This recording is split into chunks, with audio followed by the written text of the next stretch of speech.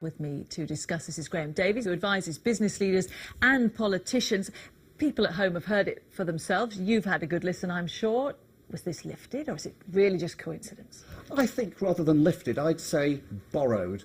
But That's very diplomatic. I am very diplomatic. But you see, it barely qualified as a speech. Really, it was a collection of bland pleasantries that anybody could say and no one could disagree with. Never in the field of public speaking have so many cliches been said to so many by just one. Say you were advising Melania Trump. If you want to avoid these sort of motherhood and apple pie platitudes, what would you be trying to get her to say to put her husband in that light that she wants to provide? The only way is to make sure right from the outset of the creation process that you have decided to say something new, something different, that pushes the audience to somewhere that they've never been before, to create your own hardcore diamond legacy micro-message, which encapsulates in about 10 seconds something that really compels them. And then, after having encapsulated, you've got to write it all yourself.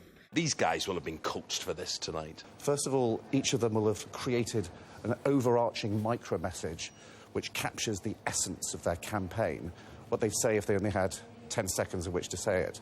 Hopefully their legacy that the audience will remember above all else. So they're going to say this whether they're asked it or not? I suspect they'll say it not once but several times.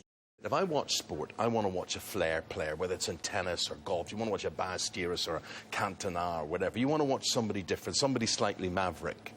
Good or bad? The way I'd look at it is it's like a cricket match. They've got to move away from the 5-day test match mindset to limited overs, where they've got to score runs off nearly every sentence they say. Yeah. So to do that, they need to have golden nuggets, things that are shiny, new, valuable, easy for them to say. Well, and easy for could the I audience say to this? remember. I mean, with Paxman asking the questions, he's going to have them by the golden nuggets, isn't he, really? He's going to be hurling bouncers every ball. So the real test is going to be what they've prepared and then actually being in the theatre of battle, two different things. Being able to adapt. Cameron's got quite a good wicket to bat on. Melbourne's got a more sticky wicket. Clegg doesn't really have a bat. So, yes, they've got to adapt to the bowling conditions. Kay Burley, of course, using herself as a facilitator for the audience, but she's more of a leg spinner rather than a fast bowler. She's more likely to get behind their pads with a little bit of twist and turn. That would be her, all right. That way, and you wouldn't want her behind your pads, I can assure you of that. Who's your money on tonight? Well, I think it's a bit like Wales against Italy. It's not a question of whether it's going to be a win for Cameron. It's not a question of whether it's going to be a massacre for Cameron. It's just a question of how big the massacre is going to be.